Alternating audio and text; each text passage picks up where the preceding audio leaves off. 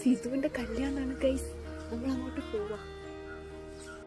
അങ്ങനെ ഇതാ ഞാനും അബ്ബും കൂടെ നേരെ ഫിദുവിൻ്റെ വീട്ടിലോട്ട് പോയേ. വീട്ടിൽ പോയി നോക്കിയപ്പോൾ അവൾ റെഡി ആവുന്നേ ഉണ്ടായിരുന്നുള്ളൂ കേട്ടോ. പിന്നെ റെഡിയൊക്കെ ആയി കഴിഞ്ഞിട്ട് ഞങ്ങൾ നൈസിൽ പുറത്തോട്ട് ഇറങ്ങി ഫോട്ടോസൊക്കെ എടുത്തു കേട്ടോ.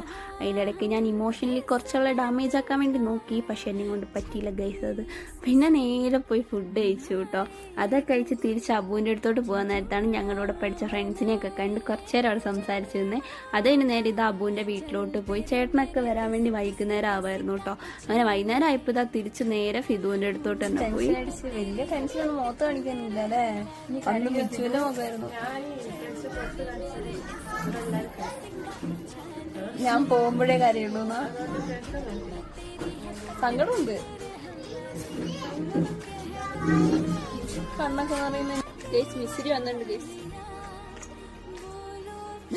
മിച്ചുവിന്റെ ഭാര്യ പറഞ്ഞ ക്യൂട്ട്നെസ് ഒക്കെ കണ്ടിരിക്കുമ്പോഴാണ് കേട്ടോ ചേട്ടൻ വന്നത്. ഞങ്ങൾ മിച്ചുവിന്റെ വീട്ടിൽ പോയി നിന്നു കേട്ടോ, കാരണം അവിടെ അത്യാവശ്യം നല്ല ആൾക്കാരുണ്ടായിരുന്നേ. പിന്നെ ഇത് അവർക്ക് ചായയൊക്കെ കൊടുക്കലായിരുന്നു അവിടെ എല്ലാവരും. അതുകഴിഞ്ഞ് ഞങ്ങൾ ഫിദുവിനെയും ചേട്ടനെയൊക്കെ കണ്ട് അവിടെ നിന്ന് ഇറങ്ങിയിട്ടോ. അപ്പോഴത്തേക്ക് മിച്ചുവിന്റെ ചേട്ടൻ അവളെ കൂട്ടാൻ വേണ്ടി വന്നിട്ടുണ്ടായിരുന്നു. ചേട്ടനെയും ഞങ്ങൾ ഫസ്റ്റ് ടൈം ആട്ടോ കാണുന്നത്. അങ്ങനെ ഇത് അവരൊക്കെ അവരുടെ വീട്ടിലോട്ടൊക്കെ പോയി. ഞാനും പോയി ബസ് കയറിയിട്ട് നേരെ ടൗണിലെത്തിയിട്ട് അപ്പിച്ചിയുടെ നേരെ വീട്ടിലോട്ട്.